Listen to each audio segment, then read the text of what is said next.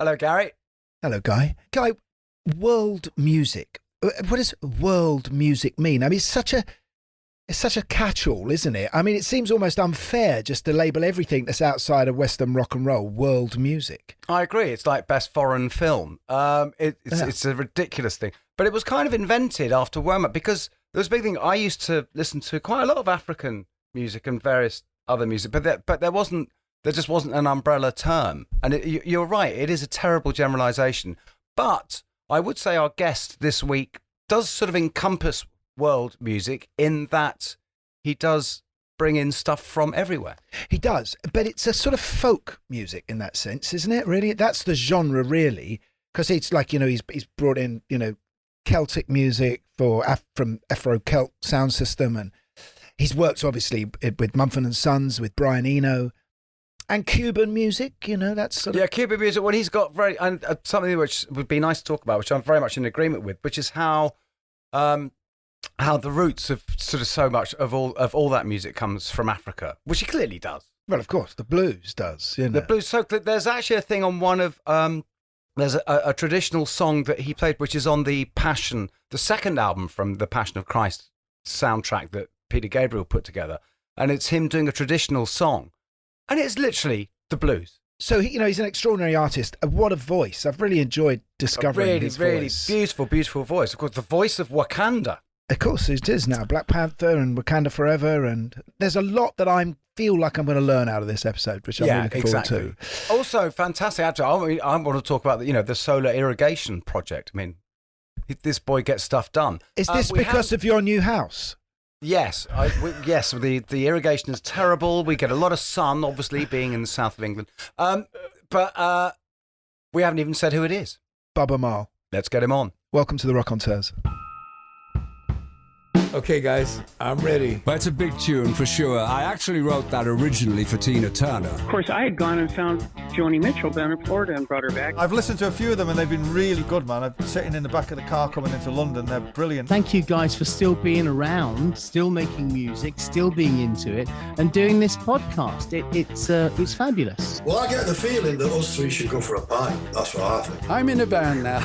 It's called Roxy Music. You know this thing about the 10,000 hours of experience? To get good at something. When we recorded Arnold Lane, we'd done about 50 hours. The Rockonteurs podcast with Gary Kemp and Guy Pratt. Keep on rocking! Oh, Baba. Oh, my God. How are you? We're very well. Lovely to see you. What an honour to have you on. I got out my Cora and my Balafon. I can see it. I'm Guy. Baba. I'm Gary. Okay. I'm Gary. Gary. Really, really lovely to meet you. We're both musicians, Baba. I can see. Can I just say, the guy who knows Jim Palmer? I was about to say. Yes, that's so, because Jim called the other day. Anyway, off you go. Oh, that's sweet. Okay. No, because I got in touch. In fact, Gary has played with Jim Palmer at my 50th birthday. Okay. Yeah, because I asked Jim if he had any stories or anything he wanted to share, and only that he said that he wished he could do more touring with you, but he finds it all very hectic and short notice. Yes, it's what he said. It's what he said. Yeah. I understand it's not easy, Yeah. Where are you? Where I'm are in you? London. All right. Okay. And what country do you live in now, Baba? Senegal, still. Still Fantastic. Senegal. Yeah. Because I saw a wonderful film that Robin Denslow made of you when he went to Senegal with you and back into your little village, and you meet your aunts. I suppose this nearly 20 years ago now, but your It's family, more than 20 years, I think. Your family is still there. They're there. Everyone is there. Because of course you have your festival, don't you? Which is you have the festival. Are you going to come to play? Would love to come. Would love to come to your festival. Love to see you there. It looks absolutely fantastic. Yeah. So you've got a new album out, Being, which we've been listening to, which is exquisite, incredible, and you've recorded this partly in Senegal and partly in Brooklyn and London. I mean, tell us how the recording process happened. It started by the festival, actually, the Blues of the River festival.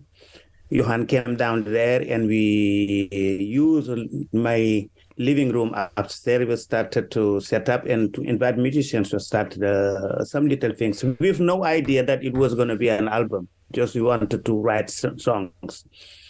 And then we moved to Pioneer Walk in New York with some of the musicians and some other friends.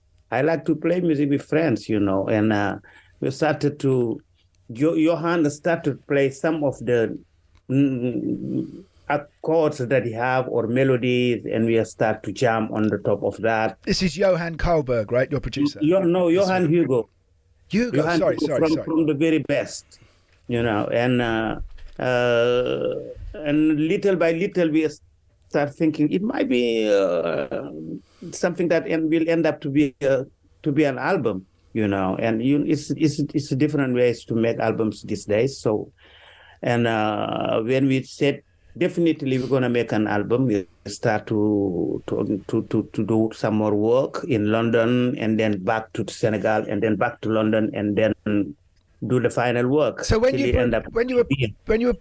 took Senegalese musicians to New York, was it the first time they'd been to New York? Some of these guys, or are these now? Yeah, some they know New York. Some of them have been touring with me since a long time. Right. It was not a surprise. It's always a surprise where the direction where the work do, because we work in many different things in classical, traditional African music, in my modern band. Sometimes I say I want to do a trio with no idea what's going to end up to be coming out of that.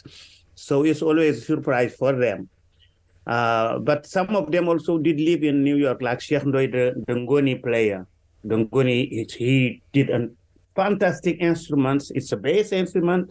It's based on the traditional African guitar. It sounds like a really big. They sound fantastic. Yeah, it sounds fantastic. Growling kind of. Yeah. Guy is a bass player. Have you ever played one of those, Guy? I don't know that I have. we need to sort that out, don't we? Oh, we do.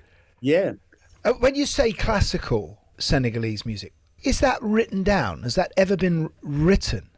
It's not written down, and that's the challenge. When I went to Paris the first times, I went to the conservatory down there. My goal was to see how we can write this classical African music.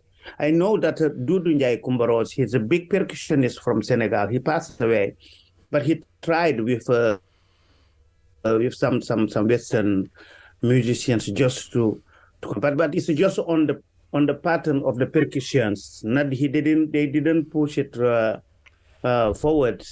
And when I listen to some traditional classical African music, like I call them, and I listen to some Western classical music, I see a lot of similarity. Mm-hmm. Maybe it did come out in different time of the life, but it's the same attitude, the same way of making music, the same thing.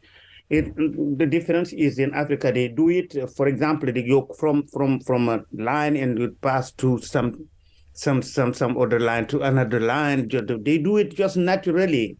But you also have, there's the polyrhythmic thing, isn't there? You're not dealing with one time. You'll have sort of different instruments playing different meters.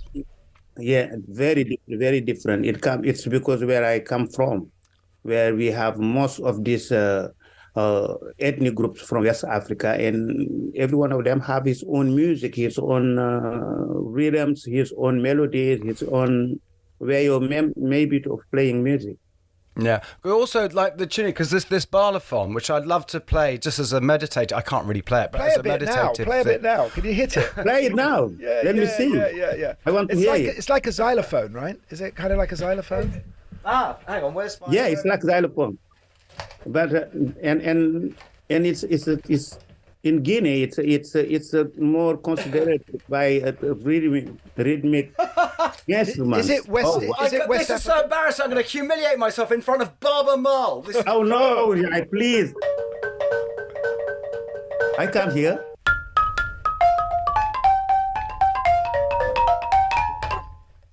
It has a talent function built in. Dear, but because the reason I was mentioning it is because the scale is different. It's so beautiful that the intervals are these lovely, slight microtonal intervals, as opposed to the Western scale. It's a really beautiful thing. It's a beautiful instrument. I love the balafon.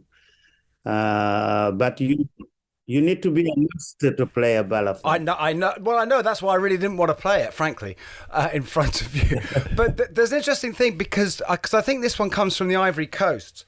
But it's because it has these gourds underneath, right? Which which are the sound boxes. But apparently, when they make them, this is what I was told, they take them outside the village and hang them in the trees, and spiders come and make nests in them, and you let the spiders die, and then you have these old webs in the gourds, which give it a fizz. Wow. And when the musicians who brought this over to England came, obviously they had to clean them out for health and safety, so they used to use torn up Rizzler papers. Oh my God! Which it's a very mystic and a very very very respected instruments. Yeah, it's a really tuned to a story of the Empire of Mali. Yeah, right. Yeah. But also because Baaba, because I want to get this is a point that has always fascinated me. This thing about the fizz, this thing that makes the fizz the sound. With the kora, I haven't got it here. It comes with this kora's thin like piece, a harp, right? Kora's like a cross between a harp and a guitar. Yeah. But it has this thin piece of metal which has got loads of holes around the edge and hundreds of rings in it, which you slot into the bridge, and so they all vibrate when it plays, and it makes it fizz, right? Yeah. Yeah. I would say it's like a fuzz box. I would say African music discovered distortion hundreds of years before the West. Yeah. Even sometimes when a group of musicians are making a party, for example, the instruments like the kora and the balafons are playing. The women they pick up some very strange iron objects and they try to make it dirty. It's too beautiful. Yeah. They don't want to be so beautiful. You have to have some distortion, something that show you that it's just natural, because. But that's just really, really interesting, isn't it? Something we associate with kind of rock music is actually something that's always been there. It's fantastic. That's amazing. Yeah, it have been there all the time. It's hard to know what's actually indigenous in Senegal in African music, because is there some of it must have come from the Islamic culture as well during that period. Do you think would some of that Arabic music? I think when the Islam, the religion, just adapt itself to what was there before, right? And since spirituality have a big impact on people twist what was there to make to be more convenient with the religion, but what was there is so deep that no one can change it, and even now you can say that. I don't think that anything can challenge what the power of culture down there in especially in West Africa, because everyone did grow up and everyone passed through the life according to what you was told about the different moment of your life. When you were a child, when you start to grow up, when you are going to be married, for example, for the women, and all of that have been told by the music. Wow. The responsibility in society is told by long time by the culture itself. So I don't think that any religion or anything can change that. But it's interesting you saying that about the culture, because like you in theory weren't supposed to be a musician, right? You were the wrong caste. Yeah, right? I'm a rebel. I'm on my adventure. You are. You are literally like that's what rock and roll was. Yeah, wasn't yeah. it? You're the same thing. But who is allowed to sing or to play music? Is everyone allowed to play music officially? There is two way of playing music. One, or maybe three, the sacred musician like the religion and thing. But also the griots, who we call the storytellers from family to family. They were told this is the story of the community. You have to pass it through generations, and when you pass it to people to learn about it, where you come from, the relationship between your families, what's your responsibility in the society, all of that have been told by them, but with music, with culture, and in different times of your life, like I say. But you have also the popular music, because everyone can feel something And in the night, you are young, you come after work, you have a nice dinner, you sit down in the middle of the village, you play music, you jump in the middle of the circle, you dance, you sing, you improvise, and you go back home. That's the popular music. And it's still now, that music is so popular because even the people, young one from the hip hop scene, this is where they take all the rhythms, all the attitude, all the things, just to say things that they want to say about politicians, about work, about what they're waiting to what they're hoping to get from the life. That's the popular music brought me to the music. And because when I was young, I was singing. Everyone said, "Oh, you have a nice voice." Or I jump in the circle, I dance. "Oh, you can't dance." And my parents started to accept that little by little, and say, "This is not a griot music. It's just a musician." And this is why I can't say I'm a rebel. Did that upset people? Did that upset people? Sometimes it was hard to be accepted by my family first, the friends of my dad, because my dad was a serious guy. He wanted me to have a good education. He supported me. He was a Muezzin, wasn't he? He was a Muezzin. So you see, he's religious. But at the same time, he went to France for the Second World War. So he had a different attitude about how to educate your children, also about how to accept music. Maybe he was a dancer himself sometime when he was younger. Yeah. Do you think part of this thing of it being so sort of, I don't know, protected with the musicians is because if you have an oral tradition, it's like the keepers of the stories, and that's the way it's going to be. Obviously, it's going to be a very, very important sort of profession, and same with music. If the music has to be handed down from generation to generation, it's precious. But now you can record it. Now you can record it, so everything can be, made. Yeah, everything can be. It's the two parts of this of the music are really important. And we need these griots to keep the tradition because it's their legacy.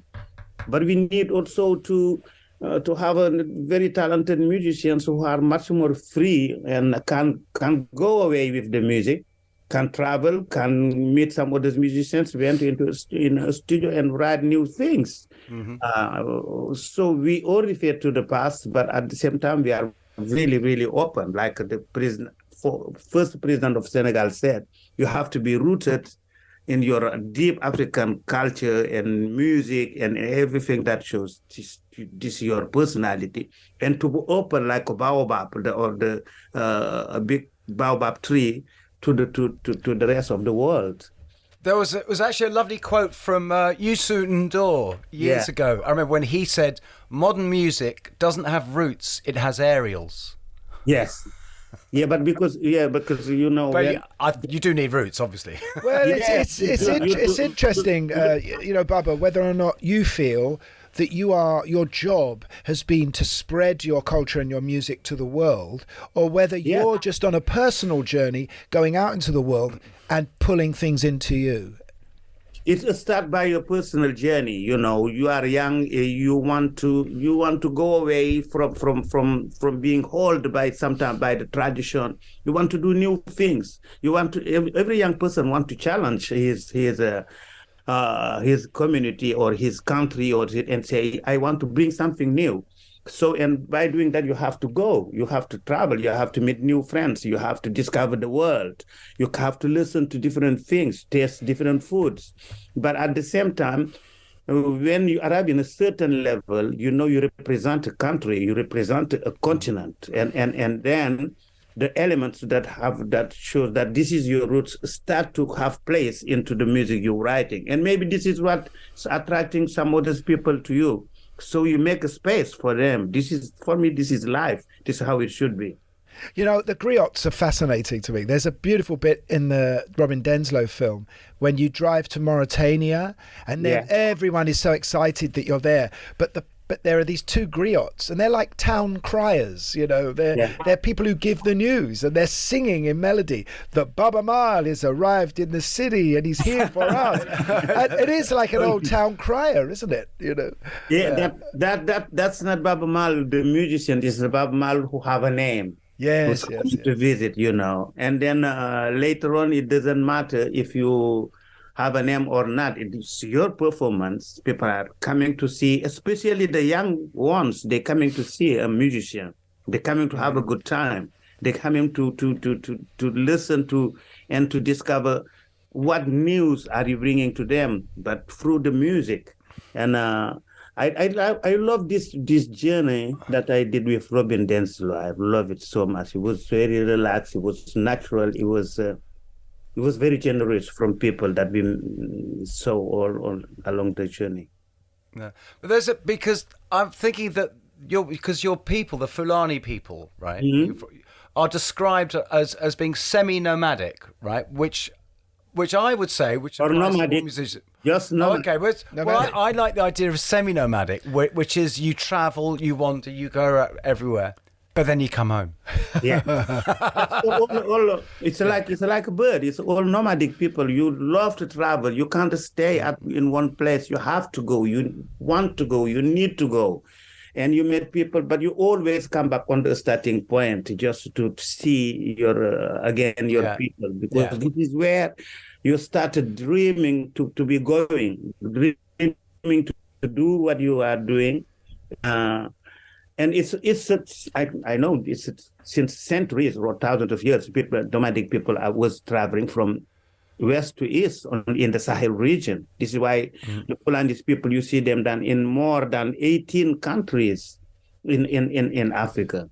So, and that came out of, I guess, following the weather, the harvest, and because it wasn't agricultural. Because of their animals, the cow. Yeah, the water. You follow the water, and this right? is the way of life. And the water. See, where is the water? Where is the grass? Where some important things are happening in the Sahel, so they can go. It's not just going with your animals, but it's also trading. It's also exchanging. It's also learning from the others and take what you learn from the others to the others' communities. And being born like that, you don't see borders. Wherever you go, the next step is another place. Yes. Yeah. So did having that approach, because I think it was it before you went to Paris or after that you travelled around the country was it with Mansour Seck? Yeah. Because Mansour Seck is a griot himself, isn't he? He's a blind griot, and he's become a great inspiration for you. He is a griot himself, full of life, of jokes. He liked to jokes. He had to make fun of everything. He make people relax. You can't be serious, having problem in your mind. You're sitting with Mansour, you're gonna laugh. So it was really nice. Very important on the road. Yes, very important. Same with any band. Yeah. How did you meet? Our grandparents knew each other's, and then my father and his father was friends. But when we met and started to play music together, we didn't know all about that, And when we knew about that, it makes us much more closer to everyone. I remember when I was going to France, my mother called me and say, "Are you going?" I say, "Yes, definitely. I want to go." And she say, "Do all your best to bring Mansour after." And 3 months after, I sent the ticket to Mansour to come. I asked my mom why. She said, "I don't know. I just feel that you and Mansour say you should be together all the time. It makes me comfortable to know about that." It's amazing. But what was it like? What was it like? I mean, from the world you'd known to arrive in Paris. Because I presume you spoke. I mean, French was like the colonial language, I guess, wasn't it? Yeah, but it was a nightmare in Paris for me. Oh, okay. And Mansour. It's a nightmare for everyone. I mean, Parisians. But you're don't start me. You're studying music. You go there to study music, right? No. It's two of my friends who said to me, "You want to be a musician? You have to come to France to see how people do properly music, how they have bands, how they record, how they promote themselves. You are doing it in a very inconvenient way. With Mansour, you're traveling, playing in houses for friends or families. Now come to Paris. And they bought the ticket for me. When I came to Paris, I was supposed to stay 3 months. I stayed 3 years. Because after 3 months, I make Mansour come. He was excited. It was bullshit down there in Paris because you couldn't rehearse properly or sit down with your friend and play music. Someone will come and bang underneath and say, shut up, you're making some noise. And we didn't know that, you know. Sacre bleu, merde! Yeah. And we was free to play music anytime. Even at 4 o'clock in the night, people will run from the village place to place to come to listen to us in our hometown. So and when we was traveling. So it was a big shock, but at the same time, it was very exciting. And because these friends, they took me, with Mansour said, they advised me to say, since you're here, follow your studying at the conservatoire to learn more. And we started to play in the immigrant foyer down there, where the immigrants live. This is where I get a little bit of money and send it to Mansour to buy the ticket, make him come. And then we started to play in these foyers all over France and started to love it, you know, to love it. From the fact that the people were saying, no, shut up, don't play the music, we end up to be loving what we was doing in France. They didn't want to go back. I just want to step back a little bit to when you were doing that. You went traveling to Mali and around looking for music and trying to understand music with Mansour Seck, because it reminded me a lot of the 100 and 120 years ago in England, there was the folk culture, the folk music, people like Cecil Sharp who went around collecting and collecting this music, or Alan Lomax in America. Yeah, exactly. Well. And story. Yeah. And when you left and you went to France, did you find yourself being influenced then by Western music? I have that challenge. I always fight to find the place of my community or my country in what everyone was doing. So when I came to Dakar, it was because the north of Senegal, the language of the Fulani or the culture of the Fulani, I saw it.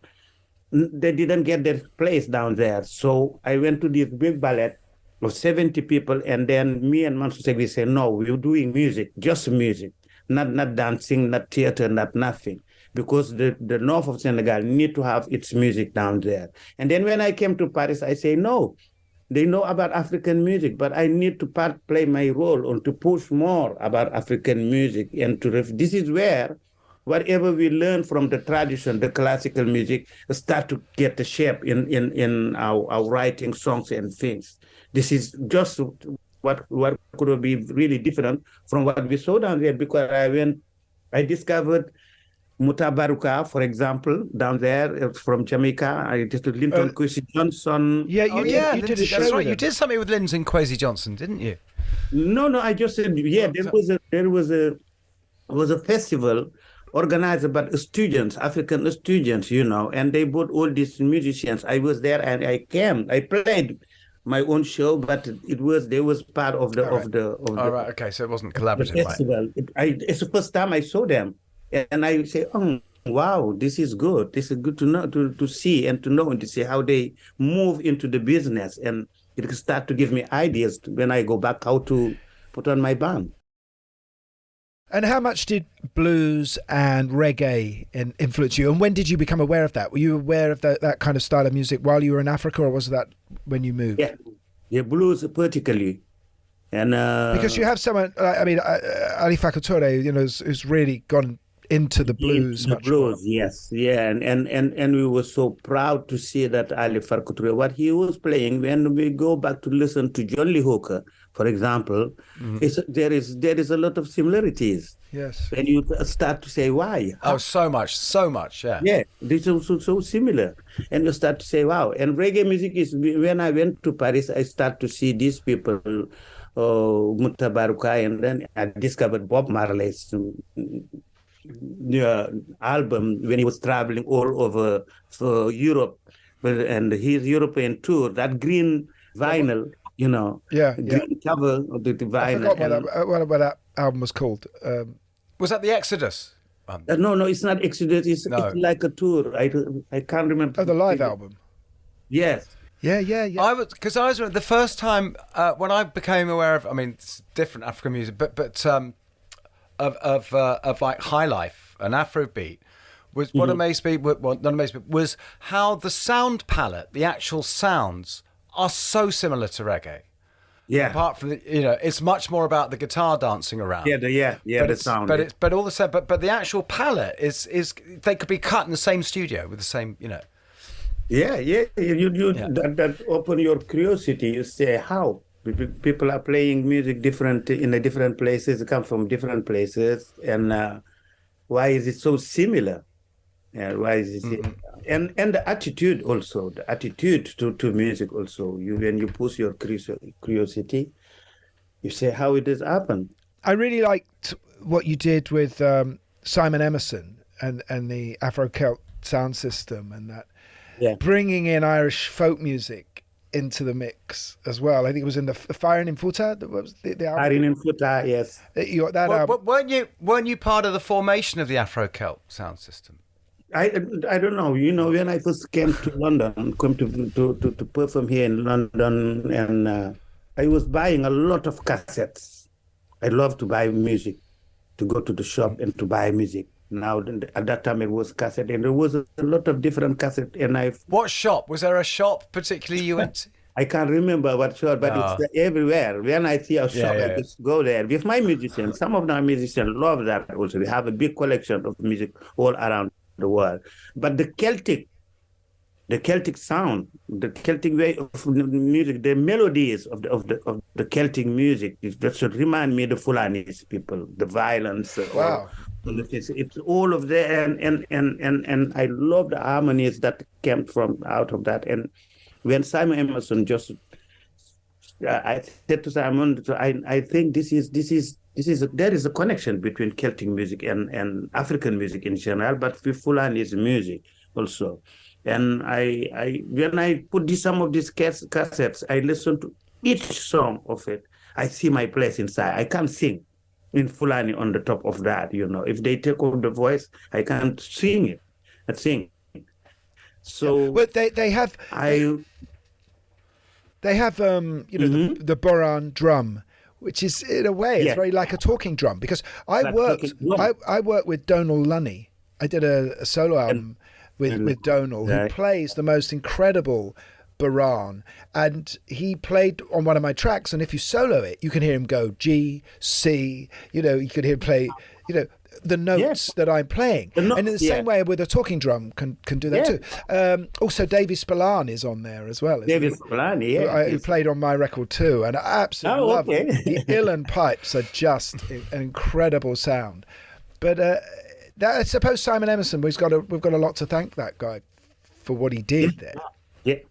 Yeah, we have to thank him, because what he did, it did even inspire a lot of musicians in Africa, because you try to find your way to how you're gonna invite some other musicians who play different type of music to your music, what you can do. And when he did that, first of all, we did Lam Toro and then Farin in Futa, and I think a lot of people say, yes, this is the way. But where what was it like when you went to try and record in Senegal? Was there a studio? What was the facilities like? The first time there was a studio, but we didn't do it in the studio. We just welcomed them down there with the two young engineers, Ran Aslan and Gimme, and they bought everything from London. And we went down right away to the north of Senegal at 500 kilometers. We traveled all 7 hours to arrive there. And we set up a studio for 1 month with Jumbo Van Rennen from Mango. And every morning we will be there just chatting. Sometimes we go to the studio, work on some of the mix. And then when we have the material, we just came back to London. Go, for example, for the Fire in Putrago, we went to Real World just to add the final things. Yeah. But from Senegal, from the north, we had everything. Wow. We have everything. We have the songs. We have the African elements, African Gonese. We have the kora. We have the percussions. We have did the voices. We did everything. But this must be one thing, because the way you like to work, Baaba, with so many different people and in so many different places, the way technology has changed must be so great for you, in that it's just so much easier to. I think the people who changed technology, they did it just for me. Because I was wondering sometimes how we can put this to that. You know, when we was in France and making the Jamleli, some of the song of Jamleli, Mansour Seck and me, I wanted to have some sound of the water. You know what I did?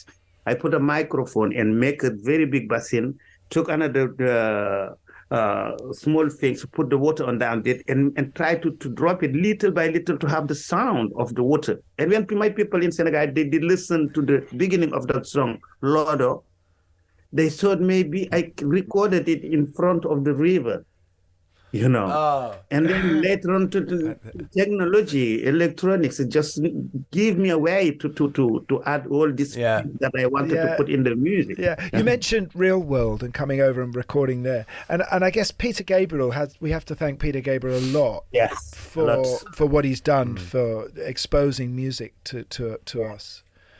Did you meet Peter? Have you worked with Peter, obviously? I met Peter many times, and he was there coming sometime to the studio when we was mixing, playing in Futa, and then invited me in Passion, in the song. That's right. I wondered about that, because that was the album which is all this showing what inspired his. Yeah, what inspired this is for the Martin Scorsese. It's beautiful. Film. Yeah. He's a generous. Your track is beautiful, by the way. He's a generous guy who just want to take the hand of some musician and show them to the people and say, let's go. Now it's your time. Make what you want to do what you want to do, and it's your chance. And that's great. That's the generosity of music. And WOMAD obviously has been fantastic for exposing and bringing African and world music to Britain. But did you feel in the mid-'80s, a little frustrated or disappointed that, or maybe not, that Live Aid, which was all about Africa, the symbol of Live Aid is the African continent as a guitar, that there wasn't enough or any inclusion of African music? In the festival? Yeah, I did come out and say some things, not because I was mad. I just pointed my fingers to say next time. I think when you talk about the continent of Africa, if you want to help Africa to achieve things, also start by its musicians, and include them, and to give them the chance also to be there and to talk about their continent, because when they go back, they will be the relay to the populations, because most of these concerts, they was happening and everyone was so proud that musicians are taking action. But at the same time, in Dakar, for example, you ask to any young person, do you know about Live Aid? They will not know about it. And many things like that, it showed did happen. Many concerts like that did happen, and it would have much more impact on the continent, and the continent will be much more grateful to this effort if they knew that it was done with their musicians also, for them, for their situations, I think. But it's a good thing that people did at the same time to take some of your time just to talk about some other people on these planets. Problems. Yeah, but attitudes with Africa now, it's much more about engagement and exchange, isn't it? I mean, Africa's putting out so much. Yeah, because there was a time when it felt to other people that Africa was only full of problems, and that and now we're seeing it full of culture, and Do you think the attitudes have changed? And obviously, you've been a great emissary of this, but do you think you're succeeding? Not just me, all the African musicians, Angelique Kidjo, Youssou N'Dour, Salif Keita, all of them. Yeah, many of them just said that, yes, we went away with something that's called African music. We get names, we get opportunities. What can we bring back to the continent? But we was pushed also by the young generation, even the people in the hip hop scene. They start to say yes because of social media, of the exposition of Africa. We need to do something. We need to talk about our continent first before anyone won't say this is Africa. We know Africa much better than anyone. We live in Africa. We can see the changes. We can see that the young people are going more and more to school to study, not just studying, but just studying culture, fashions, modeling, sports, and every fields. Africans are doing their best to say, yes, we are part of the world. And this brings back something to Africa, and a new energy is down there. Absolutely. And I would say, again, a lot of that is technology, is that because it's now people are so much more connected, they can communicate, they can get the message. I think communication. Which I think that's been massive for Africa as a continent. Well, one of your albums was called Television as well, wasn't it? Yes. And even in the new one, there is some freak out. It's about the social media, Yeah. The impact of social media. But to be careful, social media can help. Yeah. Can make the people who are far away from where from Africa, the immigrants, the young immigrants, because they can participate to say, yes, this is right, this is not right. They can use that also to send money to participate in everything that people are building down there.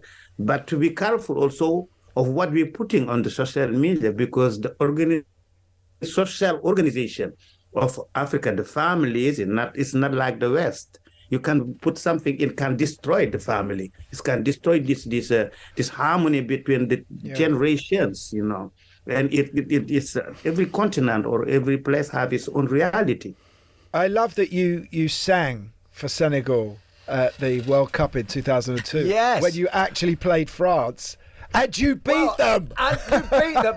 I mean, what a moment! What a moment! That must for me, the players, they played their role, but I beat France because I was the first note of this game, And it's very funny. I can't remember the name of the lady who was there representing France, but we was there in the dressing room. I was there small, like a small country coming to participate in the big World Cup.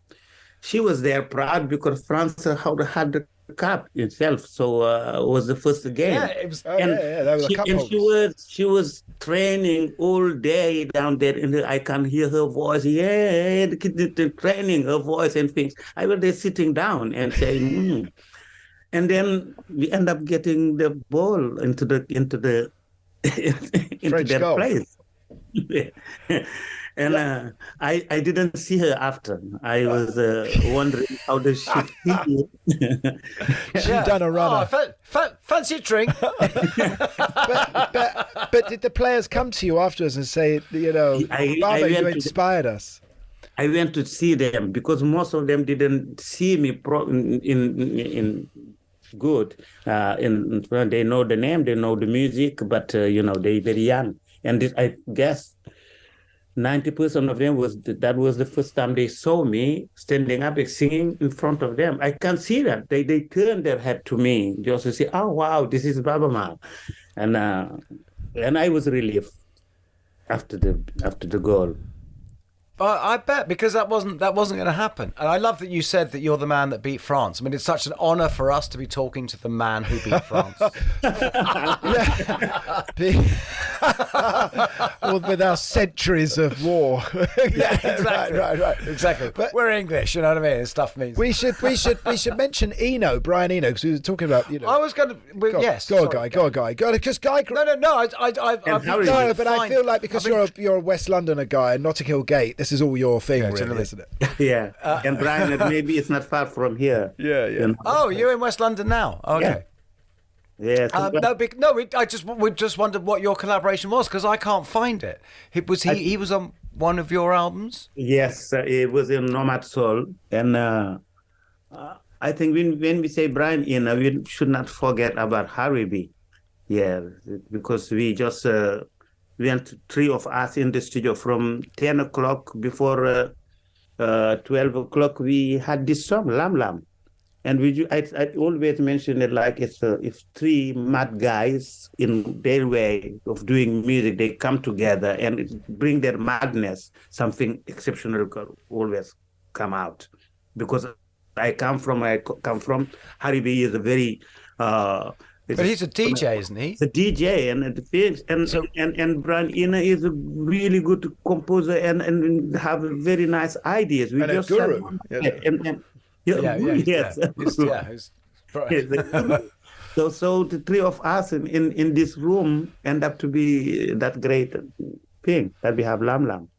Did Brian have one of his cards? Do you know about his cards? He has these oblique strategies. The oblique strategy cards. You didn't use one of those? Yeah. No, that's for when you don't have ideas. Oh yeah, that's when it's going wrong, isn't it? Do you know what? I've got a copy here, a book of all the oblique strategies. Should we bring them to one of our Rockonteurs in the future? We'll have to have a look at some and read them out. We're stuck for questions. And of course, Mumford and Sons. You did this. That was quite a Johannesburg. That was quite an experience as well. How did that come about? Yeah, they was wanting to do an African tour, and for them the entry door should be South Africa, because I think that's the biggest name from these African nations that they knew, and they thought maybe this is where they get all the facilities to be able to record something. But we started the recording. We started the ideas of making something together here in London, because the song There Will Be Time started in London. So we went many times in the studio and then planned to go to do this tour in South Africa because they wanted to see their fans down there. And we used the opportunity to go to record these 5 songs. But the idea for them in their mind, they say, since you are an African artist, African musicians, you're going to be the one who's holding our hands and taking us to Africa. You know, it's like a godfather of the project. You know? Did they find you, or did you just meet by chance? What happened? It's a nice story. Johan Hugo, who's doing which I'm working on, all right. worked with on this last album, said to me one day, "Let's go to Louis. There's a group called Mumford and Sons. They have their own festival and they play." I went down there, you know. And when where? To Louis. Louis. Yeah. That's where Guy is right now. That's where I am. I'm just down the. I came down there. I discovered Mumford and Sons down there. I was on the side of the stage, and they was playing. And when they play and they have the banjo and things, it's totally different. Or when they play something more rock and things, and I say, "Oh, I love this music." And we invited Winston to the festival, the Blues of the River. Winston Marshall. He came back and said, "Hey, guys, you know, this festival is something, you have to go there." And then they come to the Blues of the River, and they started to be real friends and started to plan to do this tour in South Africa. Wow. Yeah, because Lem Sisse's on that record as well, isn't he? Lem Sisse is on one song, because I wanted to do something with some poets, some storytellers from Nigeria, from Ghana, from Africa, or from its diaspora. And Lem did one of the war and peace on one of them. I said, "This is so beautiful. I'm not going to put it in this album. I'm going to put it in another production that I was doing." And he's been a great ambassador as well, Lem, hasn't he? Yeah. My 10-year-old just last year, you know, they were all given copies of the book to read, and he's a name that now trips off their tongue. He's someone who's very sensitive. He's very, very open to the world and bring it some positivity. When you listen to him about his life, and he talk about his life, but the way he's bring something in the world, he's taking it from, it's like you're taking something from the dark side and to bring it to the light, say to give hope to people, you know. And this is what music and writing and singing should do, not to depress people, but to give them hope. It's so hard to get something that inspires you. And he's a very inspiring guy. How long has the festival been going? And is that something that you personally are very much You're talking about Blues on the River, Senegal. It's 17 years now. And it's going to be the Glastonbury of Africa one day. And what musicians have played down there? Western musicians have played down there. We was not supposed to have Western musicians, but when my Western musicians friend discovered the Blues of the River, they all want to come. And there is a place for them to come. Because the Blues of the River is shared by the 4 countries that share the river Senegal. It's Mauritania, Senegal, Guinea, and Mali. And it's to promote the people from the culture from down there, and of course, when you call it the Blues of the River, wherever you find a river, people can come to play. It's shared. And maybe one day the blues, if the festival can travel to go to some another river. And yes, definitely. But it's funny you say that because the blues, in America, it comes from rivers, doesn't it? You have the Mississippi Delta. Even from Africa. Right. Even because the blues comes from Africa, I guess. Yeah. And when these people was going there and played this music that end up to be the blues, there was no plan. There was no train. There was no cars. Maybe horses, but most of these people, the slaves, have been transported from inland to the coast and to be sold and to go to America and to keep the blues. They pass by the river. And this is what my answering to the former president of Senegal, Abdoulaye Wade. He asked me, why the blues of the river? I said, because the music that went and become the blues and can come back now and see that the people who play still the blues, like Ali Farka Touré, they're still here. It all went down to America through water, but especially from the rivers. And then they came to Dakar or to Accra and then spread all over the world. Now the blues is coming back to see its roots in Africa. You've been involved with a lot of political things that you've had, raising awareness about different issues. Yeah. Is this something that's still part of your life now? Yeah. Are we solving any problems, or are you still? Yeah, just we are chasing solving. Well, you have your non-K trust, don't you? For example, which is a fantastic project. Yeah, we are solving problems. When it was to fight against HIV, I make a big tour down there in Senegal and West Africa. Yeah. When it comes to in the blues of the river, also we sing, we dance, we make concerts, but also in the day we make a lot of talking about the professionals, about health, about education, about all this, and we try to find solutions. Where are we? What we have to do? How we're going to do it? So, and then now it's much more solid because I have this foundation, NANCA, which is supported. What does Nanke mean? Is it the Fulani word? But it's the initials of different issues in the thing. So it's agriculture, fishing,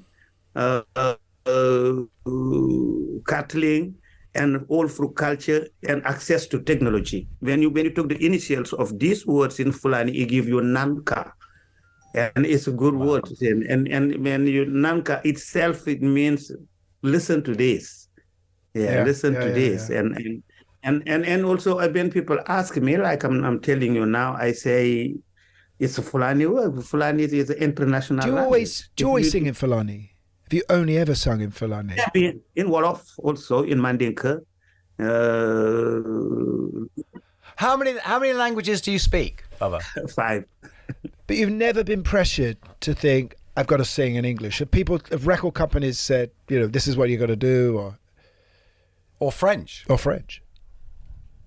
No, the first, one of the, it's not press, but when I was asked to sing in English, is when we was doing There Will Be Time. I think the first line, and I think the band said, it would have been nice if the second thing you're going to sing, you sing it, and there is a time to leave, time to this and that. Then I said, you should help me to write it down in a good English word. But I love that. You know, so, I looked at your Desert Island discs from a few years ago, and obviously Miles Davis was on there. And because we haven't mentioned jazz, you know, and what he was doing in modern jazz and changing jazz music. I mean, it's still that still has to be when you first heard that must have been incredible. So it reminded me what I just said at the beginning of our talking in the griots who come in a certain moment of the night playing the kora or playing the ngoni, the traditional African guitar, and at the corner there was 4 or 5 old people just talking about serious things, and this music goes with that. You know, it's a serious attitude to music. Yeah, that's different from the problem. And when I just discovered Miles, I said maybe Miles come from these people who would have played this kind of music if he was in right. Because this attitude, the seriousness, and the fact that you have to listen.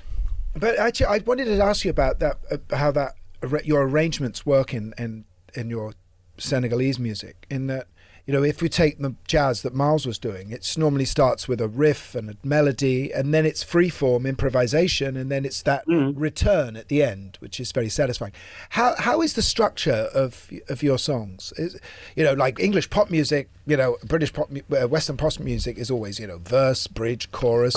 How does it work for Senegalese music? I did that sometime in songs like Fanta from Nomadic Soul and some other songs, but I love the fact that people should let me to be free, and I think this is what we have.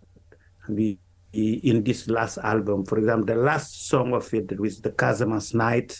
It took you. There is no stack. We just let it flow, like a meditation, something, like a river. Just like a river.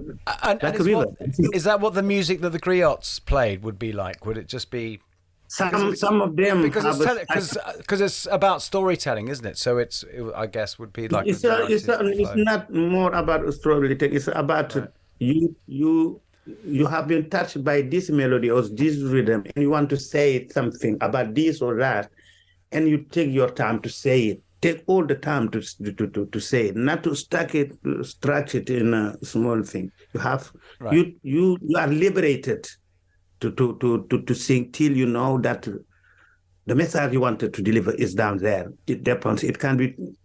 This is what I loved in fellas in songs. You know, it takes the time to make him happy. So what's happening with the album now is it's not fully released yet. It's not out yet. There's like 4 tracks of end of March. And then what about playing live? Where are you going to go? Barbican. The Barbican. We love the Barbican. Yeah, it's beautiful. And but I'm playing all the time. I just played many shows in West Africa at the end of the year, and when I go back, I have some more shows before coming to London. What about America? Do you play over there? Not really this year. I think after the Barbican, people are planning for another tour in. But do you have a big audience in America? Yeah, I think so. Yeah, I think so. Good luck with the album, Baaba. It's been a total privilege and pleasure to have you on, because I really feel like I've had a great education for this last hour. Thank you very much. He was lovely. He was absolutely lovely, and I was thinking I meant to ask him this, but you can't really. But it seems to me that when you're a successful musician like him, you carry such a greater mantle of responsibility than just say an artist in the West. Yes, you do, because he's an emissary, isn't he? You know, the new album. Yeah. In fact, he was in Emissary, Lake and Palmer for a while. Shall I say, was that a prog band?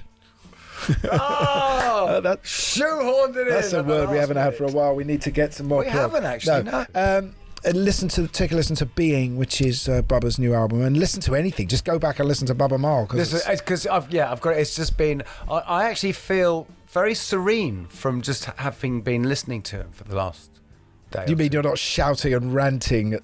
I said, well, until I saw you, then the hackles went up again.